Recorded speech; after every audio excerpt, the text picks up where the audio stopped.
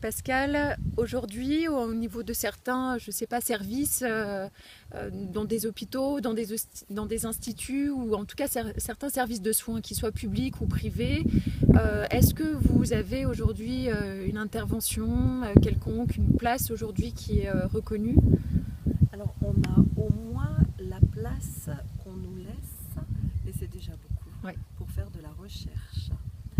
Cette place, en général, elle nous est proposée par une personne qui a cette sensibilité avec les fleurs ou avec les huiles essentielles et qui souhaite introduire dans son univers professionnel cette pratique. Tu connais Catherine Fulana, qui est infirmière dans un centre de dialyse à Lyon. Elle-même a commencé toute seule un jour où il y a eu un incident dans son service qui a nécessité la prise d'élixirs floraux par plusieurs personnes qui, étonnées par l'effet que ça a produit chez elles, l'ont autorisée à avoir une activité de conseil. Et je crois savoir que de 12 entretiens en fleurs qu'elle avait il y a 5 ans, dans un mois, elle est passée à 72.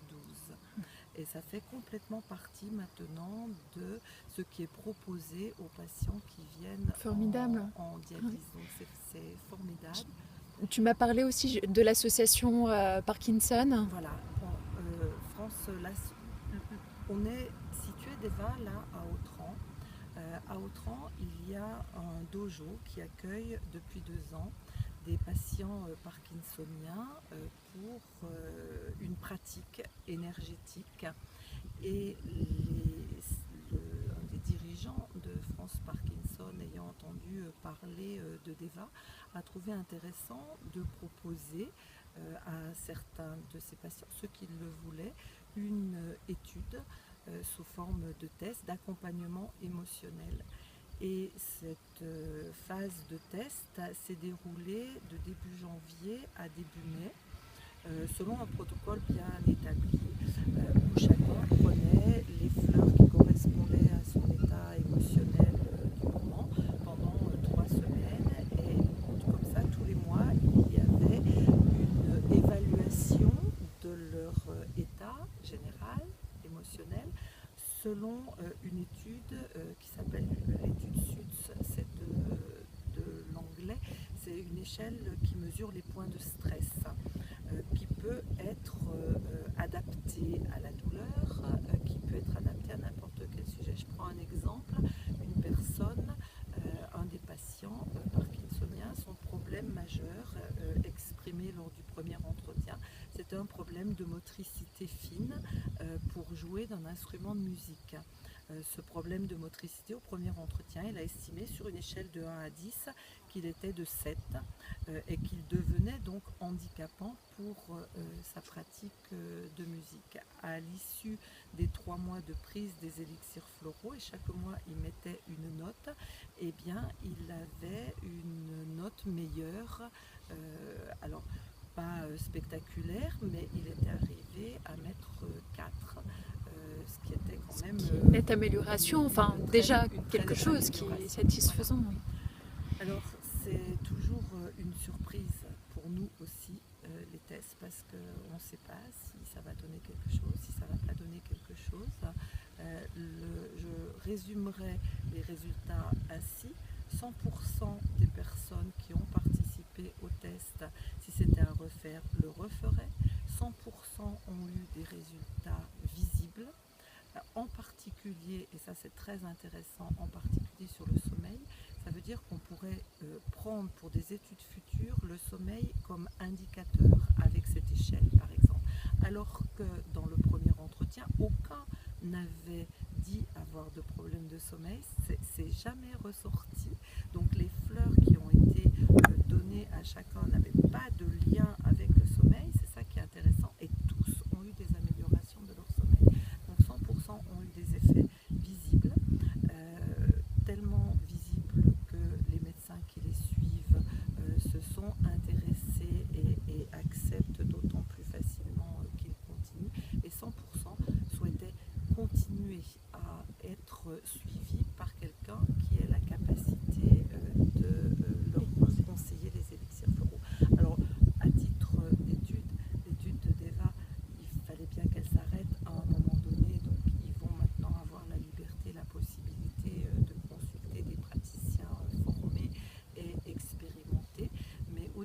l'association France Parkinson, il a été clairement émis le souhait de continuer cette étude à plus grande échelle et sur des durées plus longues. Simplement, comme on était le 1er mai et que pour nous c'était la saison des cueillettes qui commençait, qui demande une certaine disponibilité, je leur ai demandé de bien vouloir patienter jusqu'à après le congrès et on reprendra en différents lieux, hein. Ça va être étendu en Bretagne, dans la région de Bordeaux, dans le sud, avec des antennes France Parkinson à d'autres groupes. Bravo. Mais on reprendra début octobre. Et là, on aura presque 6 mois devant nous. L'accompagnement des personnes âgées aussi est un sujet où il y a beaucoup à faire. Oui, oui, ça c'est un sujet d'actualité, mais c'est pas un sujet opportuniste.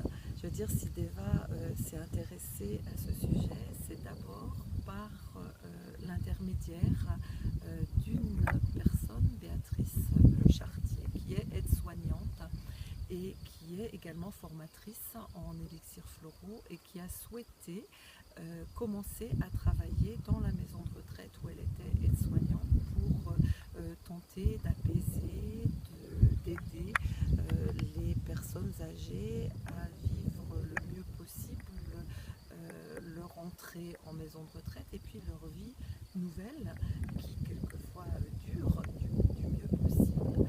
Devant les résultats qu'elle a eus, c'est toute l'équipe qui a demandé à être formée et puis c'est une personne qui travaillait dans un EHPAD qui a su ce qu'elle faisait, vu ce qu'elle faisait et qui a demandé à ce qu'une petite équipe de son EHPAD soit formée pour pouvoir accompagner les personnes âgées.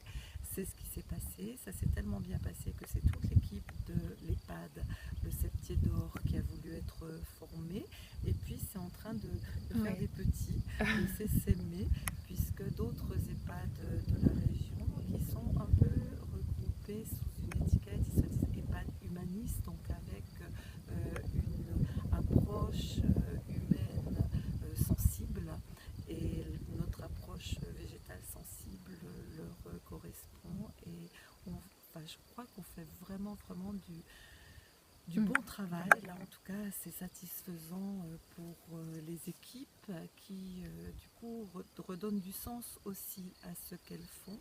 C'est satisfaisant pour les personnes, c'est satisfaisant pour les familles parce que c'est pas facile non plus quand on est de la famille, quand on est proche d'une personne qui va devoir terminer sa vie en EHPAD. Donc c'est vraiment, on se rend compte là à quel point on a négligé cette période de la vie, à quel point on a cru que notre jeunesse ne finissait jamais. Et c'est tout un champ de créativité, j'ai pas peur de le dire, qui s'ouvre chez ces personnes qui quelquefois sont en fauteuil, qui quelquefois sont immobilisées et qui retrouvent leur dignité et qui elles sont et qui arrivent à exprimer et à mettre en œuvre leur créativité intérieure sous une forme ou une autre, qui n'est bien sûr pas la forme à laquelle elles avaient l'habitude. Je dirais même qu'elles se mettent en œuvre elles-mêmes. Et de manière beaucoup plus ludique et légère, plus sportive, je crois que vous accompagnez aussi la team Vercors dans l'accompagnement des sportifs à la préparation. Alors, je suis désolée si ça a paru un peu lourd, parce qu'en fait, ça n'est pas tant que ça.